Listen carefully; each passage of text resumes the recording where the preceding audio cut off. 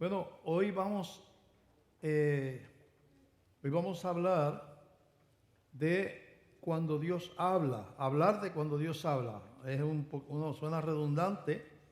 Vamos a predicar sobre el tema cuando Dios habla. Cuando Dios dictamina algo. Y estamos predicando esto porque el ignorar las advertencias de Dios tiene consecuencias. Y vamos a ver cómo en la historia escrita en la Biblia, en la historia escrita en la Biblia se ven las consecuencias de aquellos que ignoraron las advertencias de Dios y pagaron el precio del juicio de Dios. Como a veces personas y naciones se colocan o nos colocamos bajo el juicio de Dios por violar sus mandamientos, por menospreciar su palabra, por contender con la iglesia. Cómo hay unas consecuencias a través de la historia por hacer esas cosas. Y en Segunda de Crónicas, capítulo 26, del verso 3 en adelante, habla de un rey que fue un buen rey hasta que se le olvidó unas instrucciones bien claras que Dios había dado y retó, se llenó de soberbia y retó esa orden de Dios, y vamos a ver qué le pasó y cuál fue la consecuencia de eso. Leemos Segunda de Crónicas, capítulo 26, verso 3 al 21. Es una lectura bastante larga. Nos ponemos de pie. Dice así: de 16 años era Usías cuando comenzó a reinar, y 52 años reinó en Jerusalén. El nombre de su madre fue Jecolías de Jerusalén, e hizo lo recto ante los ojos de Jehová, conforme a todas las cosas que había hecho Amasías su padre. Y que fue un rey bueno, hasta un punto. Y persistió en buscar a Dios en los días de Zacarías, entendido en visiones de Dios, y en estos días en que buscó a Jehová, él le prosperó. Y salió y peleó contra los filisteos, y rompió el muro de Gat, y el muro de Jabnia, y el muro de Asdod, y edificó ciudades en Asdod y en la tierra de los filisteos. Dios le dio ayuda contra los filisteos y contra los árabes que habitaban en Gurbaal, y contra los amonitas. Y dieron los amonitas presentes a Usías, y se divulgó su fama hasta la frontera de Egipto, porque se había hecho altamente poderoso. Edificó también Usías torres en Jerusalén, junto a la puerta del ángulo, y junto a la puerta del valle, y junto a las esquinas, y las fortificó. Asimismo, edificó torres en el desierto, y abrió muchas cisternas, porque tuvo muchos ganados, así en la Cefela, como en las vegas y viñas y labranzas, así en los montes como en los llanos fértiles, porque era amigo de la agricultura. Tuvo también Usías un ejército de guerreros, los cuales salían a la guerra en divisiones, de acuerdo con la lista hecha por mano de Jehiel, escriba, y de Maasías, gobernador, y de Ananías, uno de los jefes del rey. Todo el número de los jefes de familia, valientes y forzados, era 2,600. Y bajo la mano de estos estaba el ejército de guerra de 307,500 guerreros poderosos y fuertes para ayudar al rey contra los enemigos. Ese hombre estaba bien organizado, tenía mucho éxito como rey, Dios lo prosperaba, estaba haciendo las cosas bien. Y Usías preparó para todo el ejército escudos, lanzas, yelmos, coseletes, arcos y hondas para tirar piedras. E hizo en Jerusalén máquinas inventadas por ingenieros para que estuviesen en las torres y en los baluartes para arrojar saetas y grandes piedras. Inventó máquinas que tiraban piedras, catapultas. Y su fama se extendió lejos, porque fue ayudado maravillosamente hasta hacerse poderoso. Hasta aquí un cuento de hadas para él, un sueño. Todo bien. Hasta ahí. Mas cuando ya era fuerte, su corazón se enalteció para su ruina, porque se rebeló contra Jehová, su Dios, entrando en el templo de Jehová para quemar incienso en el altar del incienso. Y entró tras él el sacerdote Azarías, y con él 80 sacerdotes de Jehová, varones valientes. Y se pusieron contra el rey Usías, y le dijeron: no te corresponde a ti, oh Usías, el quemar incienso a Jehová, sino a los sacerdotes, hijos de Aarón, que son consagrados para quemarlo. Sal del santuario, porque has prevaricado, y no te será para gloria delante de Jehová Dios. Entonces Usías, teniendo en la mano un incensario para ofrecer incienso, se llenó de ira, y en su ira contra los sacerdotes, la lepra le brotó en la frente delante de los sacerdotes en la casa de Jehová, junto al altar del incienso. Y le miró el sumo sacerdote Azarías y todos los sacerdotes, y aquí la lepra estaba en su frente. Y le hicieron salir apresuradamente de aquel lugar, y él también se dio prisa a salir, porque Jehová lo había herido. Así el rey Usías fue leproso hasta el día de su muerte, y habitó leproso en una casa apartada, por lo cual fue excluido de la casa de Jehová, y Jotam, su hijo, tuvo cargo de la casa real, gobernando al pueblo de la tierra. Padre, te damos gracias por esta palabra. Hay mucha enseñanza, Señor. Tenemos que ver no la historia, sino la moraleja, lo que quiere enseñarnos, lo que resulta de la altivez de retar a Dios. Y, Señor, enséñanos por medio de la palabra de hoy. Háblanos por el Espíritu Santo, en el nombre de Jesús. Amén, amén.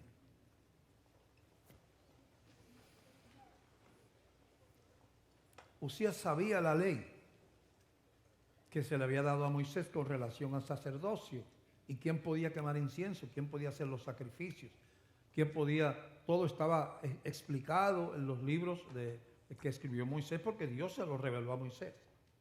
Y Usías conocía esa ley.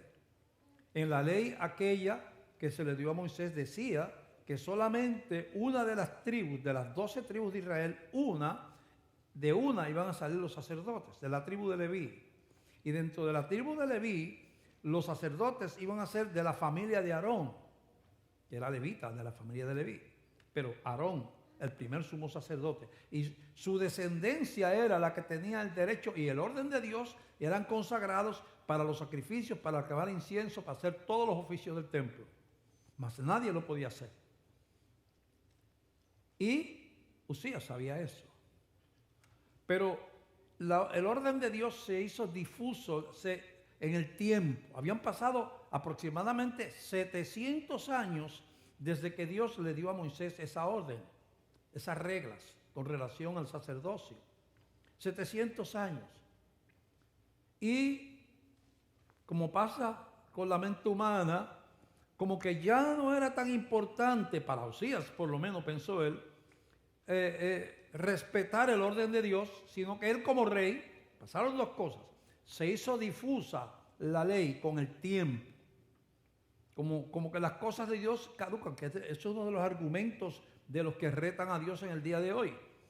No podemos, ustedes los cristianos no pueden esperar que en el siglo XXI nosotros nos estemos dejando llevar por leyes que se hicieron hace 1000, 2000 años, 500 años, lo que fuera, el tiempo antiguo. No nos podemos dejar llevar por esa palabra que fue escrita hace tanto tiempo. El mundo ha cambiado, la interpretación del mal y del bien, la raza humana ahora ve las cosas de otra manera. Entonces, y hay montones de iglesias y denominaciones completas que han aceptado esos argumentos y están bajo juicio hoy, y estarán peor bajo juicio. Entonces habían pasado 700 años, y uno de los principios que queremos establecer aquí es que los principios divinos no caducan. Dios no es hombre para que se arrepienta ni para que mienta. Los principios divinos no caducan. Lo que era pecado en el siglo 5 siglos antes de Cristo, y era pecado en el tiempo de Cristo, era pecado 5 siglos después de Cristo, sigue siendo pecado en el siglo XXI. Porque Dios no se tiene que amoldar a la cultura humana. Se supone que los humanos nos amoldemos a la voluntad de Dios. Pero en la soberbia, que fue lo que coronó a Usías en ese momento, en decir yo soy el rey. O sea, yo soy el rey, aquí todo el mundo hace lo que yo le digo. ¿Cómo estos sacerdotes se atreven a venir a prohibirme a mí que yo queme incienso en el templo? ¿Quién se creen estos? Yo soy el rey aquí. Yo soy el rey de ellos también, y era verdad. Ellos me tienen que obedecer a mí porque yo soy el rey. Eso era verdad también. Pero había una ley dada por Dios. Solamente los sacerdotes descendientes de Aarón pueden quemar incienso en el templo. Y una lepra instantánea. La lepra se caracteriza, la lepra es una de las enfermedades que llamamos crónicas. Hay enfermedades crónicas y enfermedades agudas. Las enfermedades agudas se desarrollan, tienen un rápido desarrollo y ocurre pues o la muerte o uno la supera y se sana, ¿verdad? Son agudas. La gravedad, las pulmonías, eso son enfermedades agudas. El mismo coronavirus. La pulmonía a las 2 semanas, 3 semanas, está vivo, o está muerto o está sano. Porque usted pues, se muere o el cuerpo maneja la cuestión y la supera, ¿verdad? Pero las enfermedades crónicas no son así. Las enfermedades como la sífilis, te puedo dar 20, 30 años con sífilis, con tuberculosis, con lepra. 20, 30 años con lepra, con tuberculosis, con sífilis, con bilharzia. Son enfermedades crónicas. La lepra es una enfermedad crónica. Y estaba prohibido que los leprosos estuvieran en el templo. Mira lo que hace el Señor. Tú te has atrevido a tomar la posición, retar mi orden. Pues te voy a dar una enfermedad que más nunca puedes entrar al templo de Dios. Entraste sin poder hacerlo, retaste la orden de Dios, ahora nunca podrás pisar un templo jamás, porque la ley hebrea prohibía que un leproso entrara al templo. Vivió leproso, perdió el reino porque los leprosos no podían ser reyes. A vivir aislado por allá, en una casa por allá, hasta su muerte. Entonces, lo que queremos establecer es que la firmeza de la palabra no importa el tiempo que pase. Los 700 años era como si Dios lo hubiera dicho el día antes. Porque el que lo dijo tiene autoridad para lo que Él diga, lo que Él declare, decrete, ese Señor, eso es lo que la iglesia, y se supone que la gente haga. Claro, sabemos que hay una gente que nunca va a entender, que el mundo nunca ha habido mayoría de seguidores de Dios, nunca en la historia, nunca, lo habrá. La iglesia no fue diseñada para ser mayoría, fue diseñada para ser una persona escogidas por Dios, llamadas por Dios, para la gloria y honra de su nombre, de todas las naciones. En ningún país del mundo es cristiano. No existen países cristianos y nunca han existido. Eso culturalmente, ¿verdad? Dice, bueno, hay países comunistas, hay países cristianos. No hay países cristianos. Nunca han existido. No, Estados Unidos no es cristiano, nunca lo ha sido, en ningún país. Hay individuos cristianos. Porque lo único que hace cristiano a uno es que uno tenga una experiencia de conversión, lo que llama la Biblia un nuevo nacimiento espiritual. No es el llamarse bautista o católico o pentecostal o testigo de Jehová. O sea, no es una experiencia que la Biblia llama el nuevo nacimiento espiritual, que es una conversión. Uno pasa de muerte a vida cuando le entrega su vida y sus pecados a Cristo y es recibido como hijo porque se convirtió, el Espíritu lo movió a conversión, de hecho. Dios preparó un corazón y entonces ahora uno es parte de una familia, de un pueblo que es el mismo en toda la historia de la tierra. Hay una sola iglesia. No importa los nombres que tenga, son todos los redimidos del Señor que han reconocido a Cristo como Señor y Salvador. Entonces vemos cómo la rutina, el dar las cosas por sentado, nos pueden hacer insensibles a los mandamientos del Señor. Eso le pasa al cristiano de hoy en día también.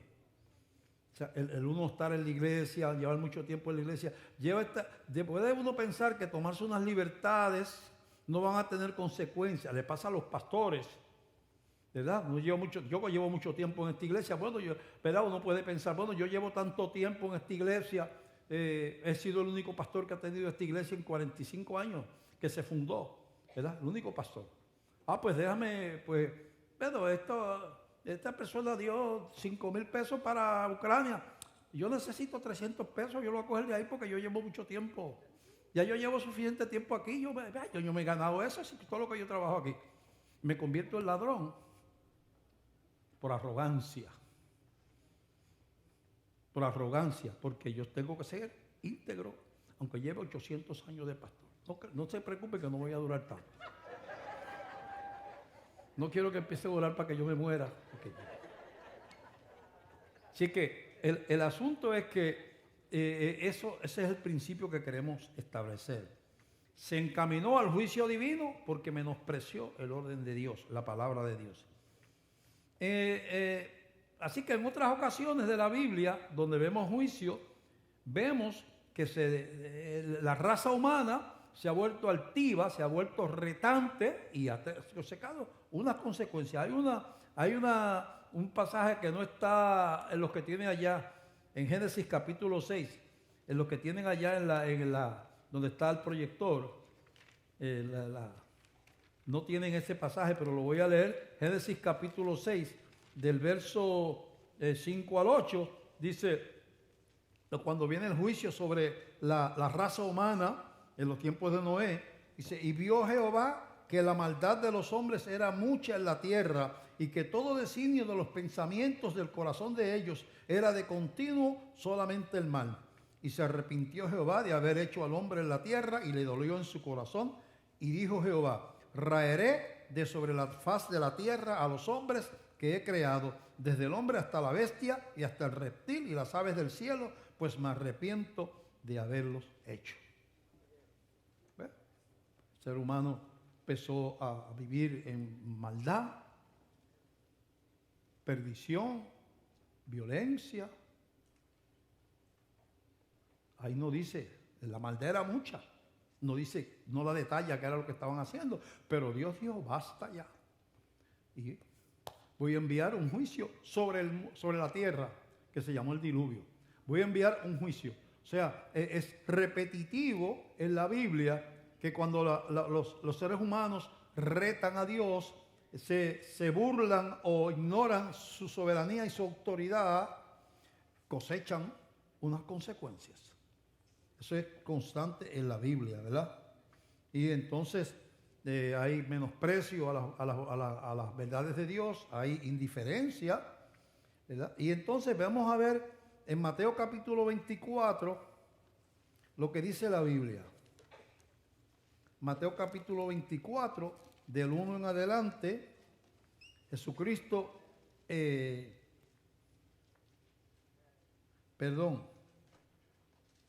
Mateo 24, del 1 al 14. Dice, cuando Jesús salió del templo y se iba, se acercaron sus discípulos para mostrarle los edificios del templo. Respondiendo él les dijo, ¿veis todo esto? De cierto os digo que no quedará aquí piedra sobre piedra que no sea derribada. Y estando él sentado en el monte de los olivos, los discípulos se le acercaron aparte diciendo, dinos, ¿cuándo serán estas cosas? ¿Y qué señal habrá de tu venida y del fin del mundo? Fin del siglo, del fin del mundo. Respondiendo Jesús les dijo, mirad que nadie os engañe, porque vendrán muchos en mi nombre diciendo, yo soy el Cristo, y a muchos engañarán, y a muchos engañarán. Lo primero es la multiplicación de caminos de salvación. Al decir yo soy el Cristo, yo soy el Cristo es el Salvador. Otras personas o instituciones que van a decir, nosotros somos el camino, tú te salvas siendo de nuestro. Y por supuesto están las religiones que dicen tú tienes que ser budista, tú tienes que ser hinduista, que dicen que ese es el camino. Los musulmanes tienen que ser musulmán. Están grupos que se llaman cristianos, los testigos de Jehová dicen que ellos son los verdaderos, ¿verdad? Así por el estilo, ¿verdad? Los mormones dicen que ellos son el camino y así, hay montones de caminos, ¿verdad? Que dice la gente, más han surgido mucha gente que dicen que ellos son el Mesías. incluyendo uno de aquí de esta ciudad que murió hace unos cuantos años atrás, que decía que él era Cristo, que él era Cristo. Así que está profetizando eso, ¿verdad? Y oiré de guerras y de rumores de guerras. Mirad que no os turbéis, porque es necesario que todo esto acontezca, pero aún no es el fin, porque se levantará nación contra nación y reino contra reino, y habrá pestes y hambres y terremotos en diferentes lugares. Vamos a ver lo primero, guerras y rumores de guerras. Está hablando guerras, no guerra. La Primera Guerra Mundial, la Segunda Guerra Mundial no llena esta descripción. Aquí lo que habla son sediciones, guerras, muchas. Guerras por todas partes.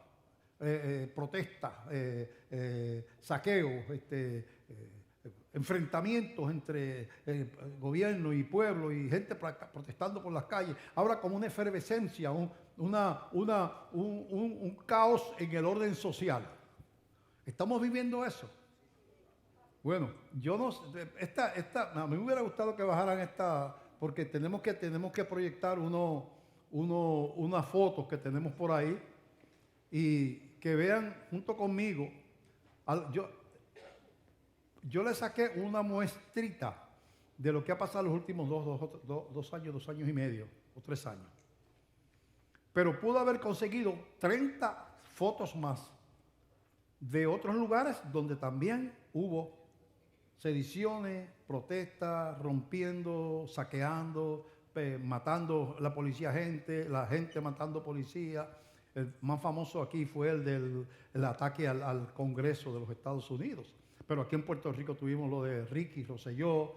Pero eso es así por todo el mundo. Está en España, en Barcelona, en Moscú, en Hong Kong, en Chile, en Perú, en Honduras, en Nicaragua, en Venezuela, en Estados Unidos, en muchísimos lugares, en muchísimas ocasiones, en África, en Myanmar. O sea, posiblemente más de 60 explosiones de esas, confrontamientos, en cuestión de 2 o 3 años. El mundo está, y eso está profetizado aquí. Vamos a ver si España, policía exige mejoras laborales en España, pero está lo de Barcelona, que fue peor. De hecho, mi esposa y yo nos encontramos cuando estamos en Barcelona, que también estaba, por allí veo a Radamés y Vivian, estamos en Barcelona, en España, nos encontramos y en el hotel, nos estábamos quedando en un hotel, en una avenida, y de momento sentimos ruidos y vemos pasando muchos carros de policía, y vamos por el medio había una avenida y vamos por el jardín del medio, caminando, una avenida acá y otra acá, y vamos caminando por el medio, y entonces vemos humo saliendo de la calle, de la carretera, y cuando miramos vemos mucha gente enmascarada, vestida de negro, enmascarada, que venían quemando, allá ponen unas casetas así para dividir la basura en 3, creo, y entonces viene un camioncito y se las llevan en Barcelona. Y vemos gente tirando piedra a las vitrinas. Yo le digo a mi esposa, vámonos para el hotel, porque esta gente viene caminando hacia nosotros. Y esa mujer flaquita me dice, no, ahora que esto está bueno, vamos a quedarnos.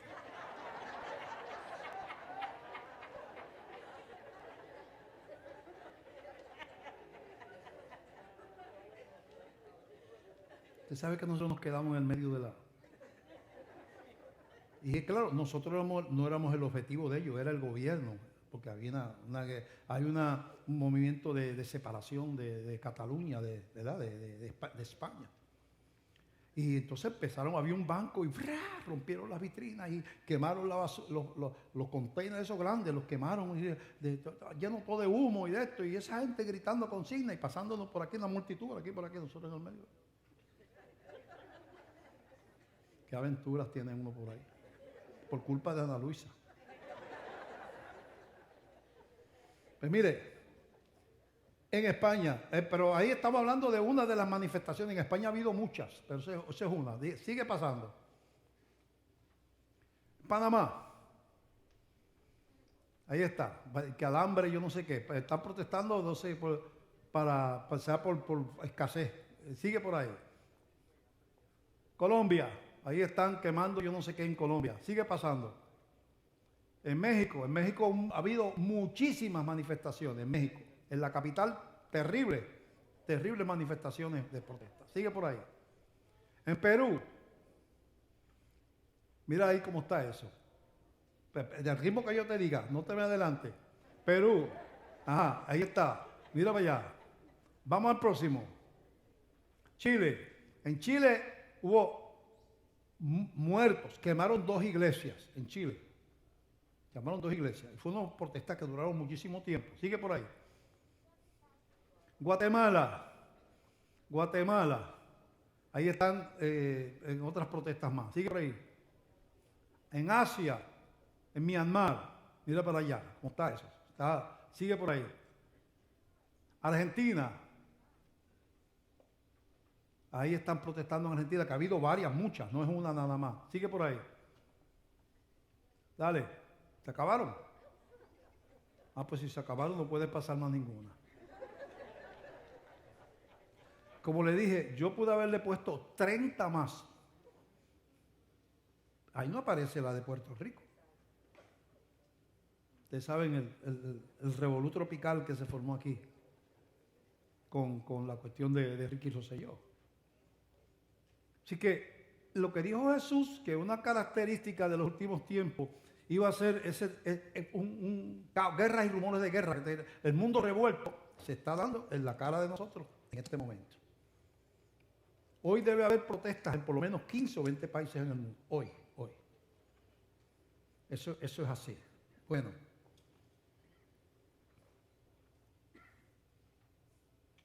Hostilidad entre naciones, verso 7, dice, y porque se levantará nación contra nación y reino contra reino, y habrá pestes y hambre, nación y reino contra reino. Hay un montón de conflictos y de hostilidades que no han llegado a guerra, pero están en hostilidad. Llevamos una guerra fría entre Rusia y Estados Unidos que tiene 50, 60 años ya, o más, yo no sé cuánto, o 70, 80 años. Desde que terminó la Segunda Guerra Mundial, 45, poco después empezó la Guerra Fría entre Estados Unidos y Rusia hasta el día de hoy. Ha habido variaciones, pero siguen hostilidad. Y así están Estados Unidos con China, enfrentados, no físicamente, pero en enemistad y con guerra comercial. Y así por el estilo. Están allá los países árabes peleando en unos con otros. Y están todas esas cosas que están pasando que tienen que ver con que es un mundo revuelto en muchos lugares al mismo tiempo. Y dice después, pestes y hambres. Pestes son epidemias. Epidemias ha habido toda la historia. Pero realmente, aunque hubo una pandemia, llamada pandemia en el 18, con la llamada flu, la influenza que llaman la española, murió mucha gente también. Pero realmente por los medios de transportación y por la cultura no podían hacer nada porque no habían vacunas, no había nada que se pudiera hacer, no había tratamiento de oxigenación ni nada. Si lo necesitaban, pues la gente se moría, pero no, el mundo siguió caminando, enterrando a los muertos y para adelante, ¿verdad? No había. Pero para mí, la única enfermedad que ha postrado a la humanidad, incluyendo a todos los científicos de todas las naciones del mundo, juntos no han podido hacer nada para detenerla. Los científicos de China, de Rusia, de Estados Unidos, de Inglaterra, de Francia, de España, de Italia, están todos los israelitas, están todo el mundo tratando de encontrar algo que no sea esas vacunas, pero la enfermedad sigue corriendo. En la India, que por cierto, hace 2 o 3 años comenzó un proyecto de exterminio de los cristianos, de erradicar el cristianismo de la India, que es donde nosotros tenemos la mayor parte de los misioneros que sostenemos. Erradicación, expulsarlo a los misioneros extranjeros, cerrando instituciones misioneras cristianas, cerrando iglesias, quemando iglesias. Eso de parte del gobierno hindú y de la India. Y ahora mismo la India se está muriendo sobre 100,000 personas diarias. Hay hambre y de COVID. Había empezado a subir la India por lo mismo que en China, la mano de obra barata, pues muchas fábricas del mundo se empezaron a ir a la India porque con $1 al día o $1 arreglan a un obrero allí. Entonces pueden economizar mucho en la fabricación de cosas. Pero si esto continúa, como en la India, yo no veo manera que puedan parar eso. Y yo no confío en los números de la India, porque hay miles de aldeas que nunca llega nadie, y menos van a llegar ahora en medio del COVID allá la gente del gobierno para saber cuánta gente se está muriendo. La India es un subcontinente inmenso. Así que estará la India. Coincide la persecución a los cristianos con la nación más castigada del mundo en este momento por el COVID, es la India, la que decidió erradicar a los cristianos de allí. Hay un efecto causa o causa y efecto, yo no lo sé. Pero vemos como en otras ocasiones Dios ha entrado en el panorama de la civilización, ¿verdad? Dice, peste, que son epidemias, y dice aquí, hambres, que viene ya. Ahí vimos una protesta en Panamá por el hambre. Pero en la India se están muriendo miles y miles y cientos de miles de personas. Continuamente, todos los días muere gente de hambre. Pero miles y miles y miles y miles. No son los 10 ni 100, más de 50,000 personas creo que mueren diariamente de hambre en la India. Terremotos en diferentes lugares. Me dicen que hubo otro más en Japón. Alguien me dijo, mi hijo me dijo que había leído que había habido en esta semana uno de 7 puntos algo en el norte de Japón. Dice, los terremotos que van haciéndose, lo que dice la Biblia aquí es que van a hacerse más frecuentes, siempre los ha habido, más frecuentes. Y todo esto será principio de dolores. Principio de dolores quiere decir que todavía no viene el parto. Esos son los dolores antes del parto. Cuando venga el parto, ahí que Dios va a apretar la mano. ¿Verdad? Entonces viene otro que va a pasar, que ya estamos viendo. Entonces a los cristianos, está hablándole, los entregarán a tribulación y los matarán y seréis aborrecidos de toda gente por causa de mi nombre. Ya el cristianismo es aborrecido aquí, en Canadá, en esto. Los cristianos estamos en el ataque de los gobiernos, de las instituciones, de la prensa, o sea, la sociedad se levanta cumpliendo la profecía sin saberlo ellos, como una profecía de los últimos tiempos, que va a haber un incremento en la persecución hacia el pueblo de Dios. Entonces, muchos tropezarán entonces y se entregarán unos a otros y unos a otros se aborrecerán. Tropezarán quiere decir que al ver tanta persecución, que la profetiza el versículo anterior, muchos cristianos tropezar es abandonar el camino. La Biblia, la palabra es tropezadero, tropiezan y dicen, no, yo no quiero problemas, yo no voy a predicar más de esto, yo voy a permitir esto que dice la sociedad que es bueno, pero que la Biblia dice que es malo, lo voy a dejar entrar a mi denominación, a mi iglesia, porque yo quiero estar en bien, en buenas con la gente y con la sociedad. Y eso se llama un tropiezo. Tú has abandonado el camino para irte en otro camino contrario al que Dios señaló. Tropezarán y unos a otros. Y dice, y se entregarán unos a otros. Esa es otra profecía. Aquí está hablando de un desenfreno sexual. Eso es una característica de este tiempo, la obsesión sexual. Porque sexo ha habido todo el tiempo, pero este tiempo se caracteriza por la explotación del sexo en los medios, en las películas, en el libertinaje, en las reuniones promiscuas y entre gente sin casarse y de todos los sexos y de todas las quesos que hay por ahí, de todas las variedades que se ha inventado la raza humana, que siguen inventando nuevas, ¿verdad? Ahora lo último que apareció en el periódico, o lo vi, no sé si fue en internet, de el papá y el hijo cogidos de la mano porque son novios y se quieren casar. Viven juntos y se quieren casar el papá con un hijo varón que tiene. Y eso pronto usted va a ver ese tipo de... Nosotros dijimos que esto no tenía fin. Vamos a ver incesto legalizado, donde lo importante es que la gente consienta, porque la teoría es, si la gente consiente, ellos no le hacen daño a nadie, esa es su vida, ellos tienen libertad de hacer lo que quieran porque ese es su cuerpo. Esa es la interpretación. O sea, no hay malo y bueno.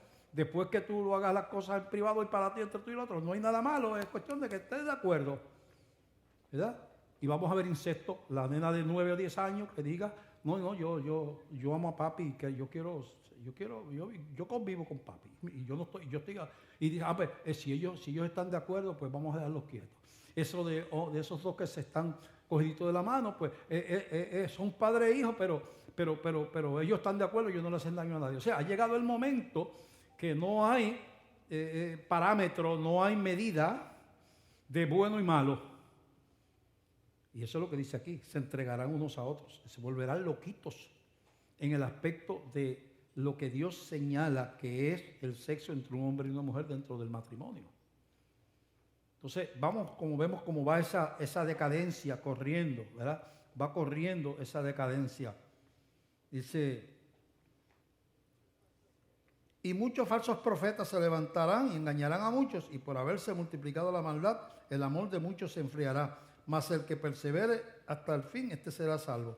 Y será predicado este evangelio del reino en todo el mundo para testimonio a todas las naciones, y entonces vendrá el fin. Ahí es que estamos nosotros bien metidos. Ahí es que se predique el evangelio a todas las naciones del mundo. Ahí es que está la iglesia nuestra metida. Porque dice que el fin no vendrá hasta que se haga esa tarea. Deben de quedar 10.000 pueblos en el mundo, por lo menos, que no conocen ni quién es Jesucristo. Ni quién es Jesucristo. En la India hay más sobre 500 o 1.000 etnias. Gente que tiene su dialecto, que viven aparte, que tienen su de esto, que en un solo país. Y cada una de esas etnias es una nación en el sentido bíblico. Hay que llevarle a esa gente que habla ese idioma que más nadie habla, hay que llevarle el evangelio allí a ese lugar. Pero entonces lo que estamos hablando, el tema central es que empezamos con lo de Usías, cómo un hombre se llena de soberbia, un hombre que por lo demás había sido un rey bueno, exitoso, Dios lo bendijo, Dios lo prosperó la nación, pero llegó el momento que él dijo, yo he sido tan grande, yo he crecido tanto que ya yo no tengo que dejarme llevar por reglas. Esa es la soberbia de la humanidad en este momento. Ya nosotros sabemos mucho, tenemos mucha tecnología, enviamos cohetes allá a la Luna, a Marte, tenemos comunicaciones instantáneas con cualquier país del mundo. Nosotros somos dioses, nosotros necesitamos un Dios porque nosotros somos dioses. No lo dicen así, pero en la práctica eso es lo que están haciendo. No tenemos a nadie sobre nosotros y ni aceptamos a nadie que nos diga lo que tenemos que hacer. Los que aceptan esas cosas son una partida de ignorantes. Los que reconocen un Señor sobre su vida son gente que no es inteligente, que son gente fanática. Y entonces pues siguen poniendo los apellidos a los cristianos, ¿verdad? Así que en otro lugar dice que hablando de la naturaleza, Jesucristo también, en Lucas capítulo, no hemos leído en Mateo 29 al 39, también lo íbamos a leer. La venida del Hijo del Hombre, Mateo 24, 29. Inmediatamente después de la tribulación de aquellos días, el sol se oscurecerá y la luna no dará su resplandor, y las estrellas del cielo, las estrellas caerán del cielo y las potencias de los cielos serán conmovidas. Entonces aparecerá la señal del Hijo del Hombre en el cielo, y entonces lamentarán todas las tribus de la tierra, todas las naciones, y verán al Hijo del Hombre viniendo sobre las nubes del cielo con poder y gran gloria. ¿Usted sabe lo que usted haya negado su fe, que usted haya negado entregarle su fe a Jesucristo?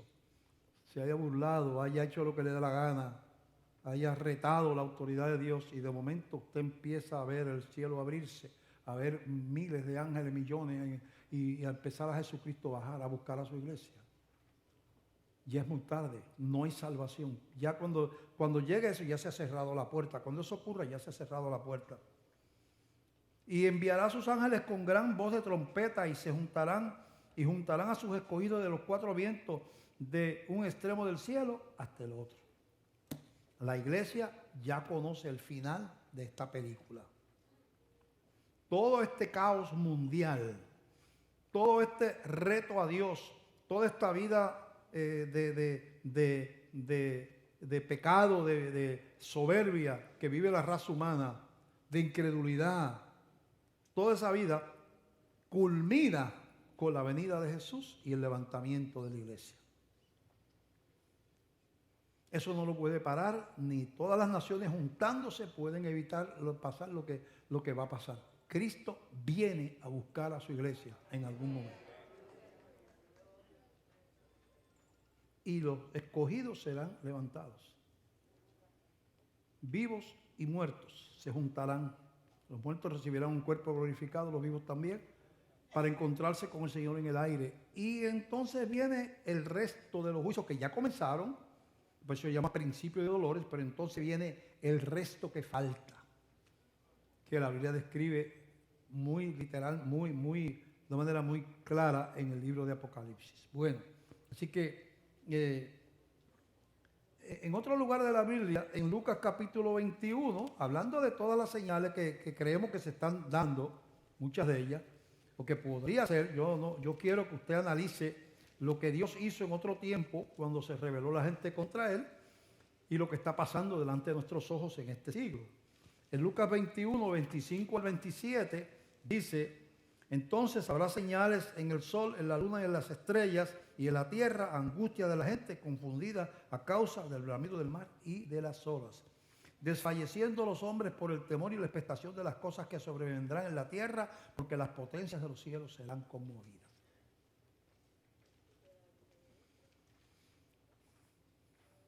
Señales que van a pasar, que ya, en mi opinión, estamos viendo a un principio, ¿verdad? Dice que la gente desfallecerá por el sonido del por el sonido del mar y del bramido del mar y de las olas. El mar ha sido nuestro amigo a través de la historia. Lo hemos contemplado porque es hermoso. Hemos navegado en sus aguas, nos hemos bañado en sus olas. Más de 2.000 millones de personas del mundo o viven directa o indirectamente del mar. Casi hay naciones enteras que su principal fuente de eso son la pesca y su principal alimentación son los productos del mar. Naciones, pero de muchos millones de gente. No es aquí en Puerto Rico. Aquí comemos mariscos o peces y camarones y otras cosas del mar, ¿verdad? Pero no es la dieta principal en Puerto Rico, ¿verdad? No es es una parte de la dieta, pero no es la dieta. Pero en otros lugares esa es la dieta. Entonces dice aquí que el mar, que ha sido nuestro amigo, alimentándonos, viéndolo, como medio de vehículo de transportación y tantas cosas, ¿verdad? Tantas otras cosas que hace el mar. El mar es el que mantiene el clima aceptable en muchos países nórdicos.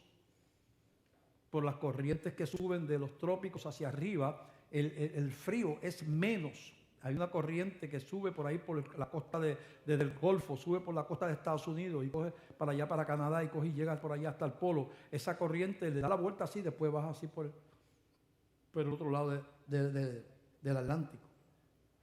Esa corriente hace que la temperatura en esos países de arriba es un estabilizador de temperatura bien importante. Esa corriente es la que permite que muchos peces produzcan mucho plancton que alimenta la vida marina. La vida microscópica es la que le da vida al resto. Ese mar amigo, esos corales, esos corales que hay en las orillas, donde viven montones de peces pequeños, que entonces son alimento para los más grandes. Es una cadena alimenticia. Y lo que está diciendo aquí, que el mar deja de ser amigo. Aquí no detalla si es que el mar va a empezar a subir, que ya empezó. Ya hay una isla pequeña en el Pacífico que ya tuvieron que trasladar la gente a otro lugar porque la isla se llenó de agua.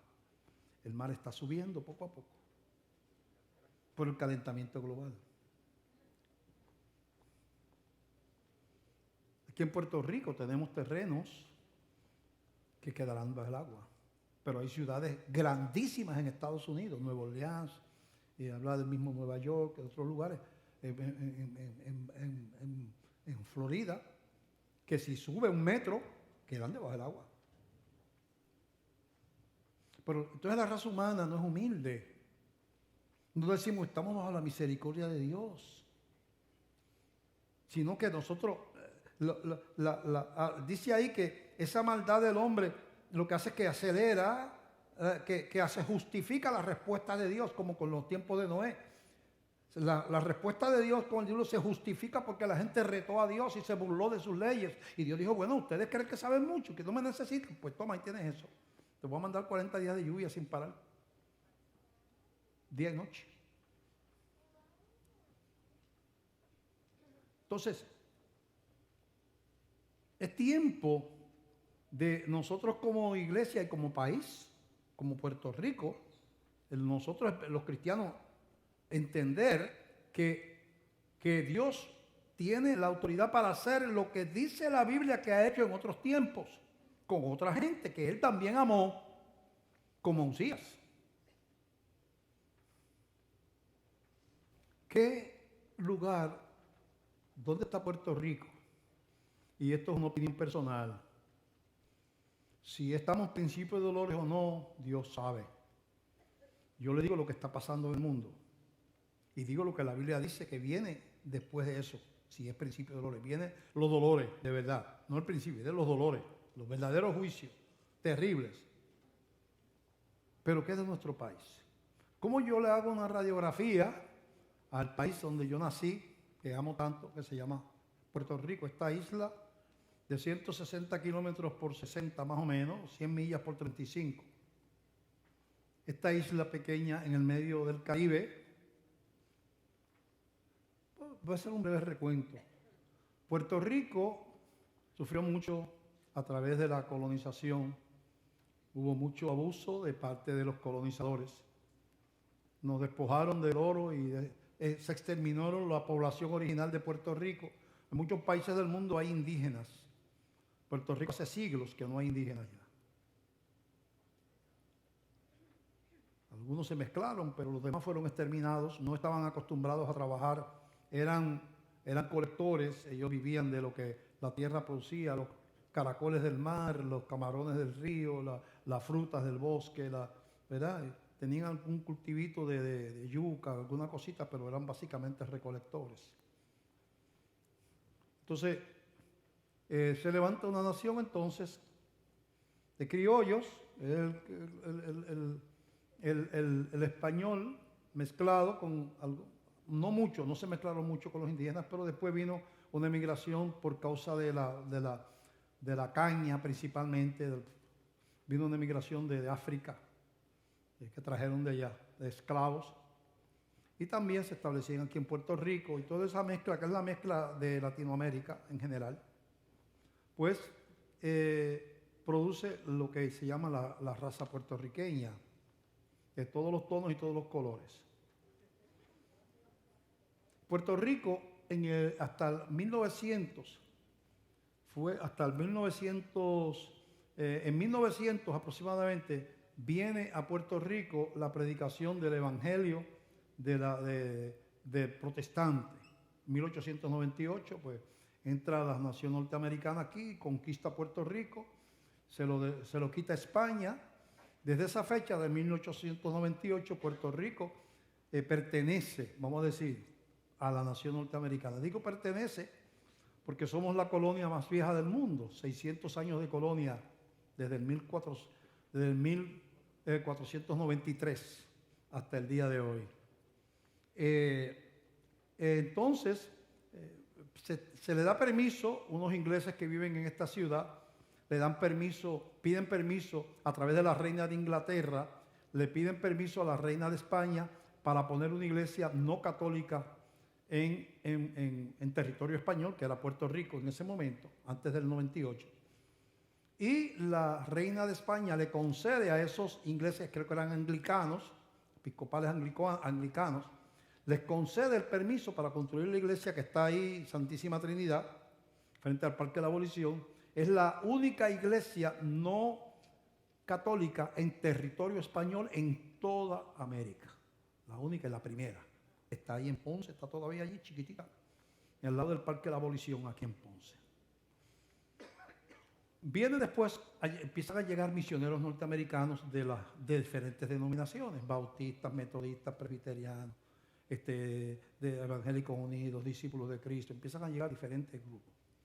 Y empieza una evangelización con la predicación de la reforma, ¿verdad? No la predicación católica. Y hay un auge de evangélicos rápidamente. Levantan montones de iglesias en esos primeros 10, 15 años, hasta el 1920, 25. Ya había muchas iglesias. Pero ahí entra en el panorama, en 1916 por ahí, viene un hombre, un ponceño creo que era, el Lugo, que participa del avivamiento de la calle Azusa allá en California, se va para Hawái y entonces allá siente un llamado a venir a Puerto Rico a fundar la iglesia pentecostal. Se establece en la calle Mayor, donde todavía está la iglesia allí, la iglesia más vieja pentecostal de Puerto Rico, también está en nuestra ciudad. Ese movimiento pentecostal explota y en los próximos 40 años se convierte, 40, 50 años, en el movimiento evangélico más grande de Puerto Rico, con más iglesias que todas las denominaciones juntas, pentecostal y neopentecostal, o sea, han cambiado mucho del pentecostal original, pero de origen pentecostal, se llama neopentecostal. Entonces, en Puerto Rico empieza a enviar misioneros por Hispanoamérica. Mucho usted va a Colombia, usted va de esto, está a Venezuela. Dice, no, aquí los primeros misioneros que vinieron a predicar fueron puertorriqueños. Aquí los primeros fueron puertorriqueños. El país tiene un respeto tanto por la religión católica, que enseñó a la gente a respetar el templo, enseñó a la gente a respetar la celebración de la Semana Santa y esas cosas, ¿verdad? Y había mucha solemnidad. Aún en la gente que no iba a la iglesia, ustedes saben que eso era así, los que tienen más tiempo, la gente respetaba. La Semana Santa no era para irse a la playa, irse a beber ron. No, aún la gente que no iba a la iglesia, no, esta semana hay que recogerse, ¿verdad? Pero ocurre un cambio en los últimos 40, 50 años. Empieza a la gente a alejarse de esos fundamentos y empieza a introducirse en Puerto Rico otro estilo de vida. Empezamos a imitar mucho las cosas de Estados Unidos. Se pierde el tradicional respeto a los maestros, a los padres, a los ancianos. La sociedad cambia, la música cambia, la música vulgar. Como recibimos televisión de Estados Unidos, empezamos a ver cosas que antes no se permitía ver, hasta los hijos, los niños pueden ver. La sociedad cambia. Entonces, la cultura viene un crecimiento tan grande del año 50 al año 70, viene un crecimiento tan grande en Puerto Rico, llegando industria todo el tiempo y poniendo farmacéuticas y todo esto. Y bueno, que Puerto Rico era como un modelo para el mundo entero.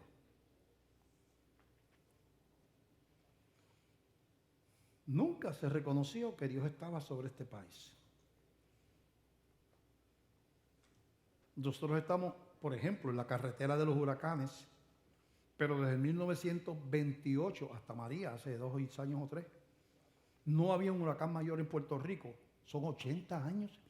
80 años sin un huracán mayor en la carretera de los huracanes. O sea, hacían así, hacían, algunos que otros, no fuerte, hacían así, pero pues había como una muralla ahí.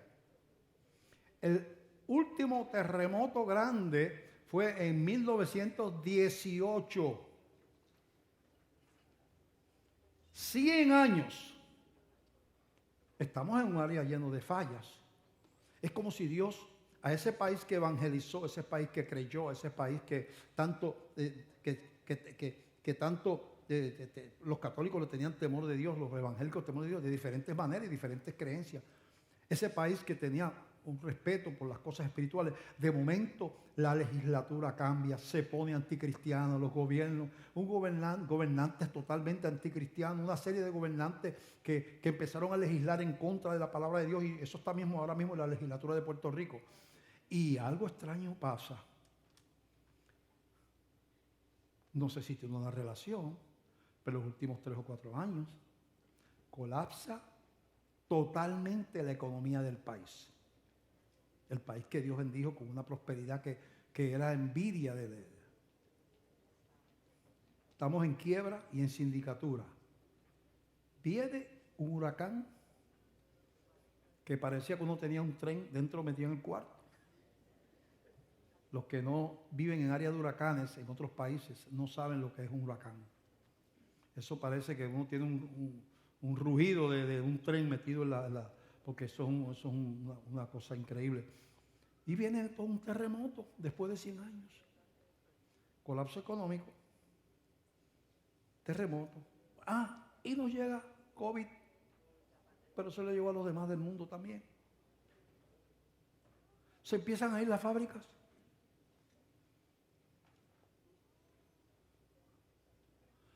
¿Habrán nuestros líderes?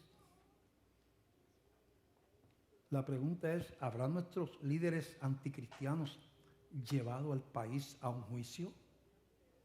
¿Serán responsables los que gobiernan en parte o en gran medida o en su mayor parte de la caída de un país próspero y feliz y directo a un país en colapso, desmoralizado? Yo no puedo contestarte eso. Yo solamente te he dado la historia de lo que pasó cuando la gente se rebeló contra Dios. Si eso no es, Dios dirá.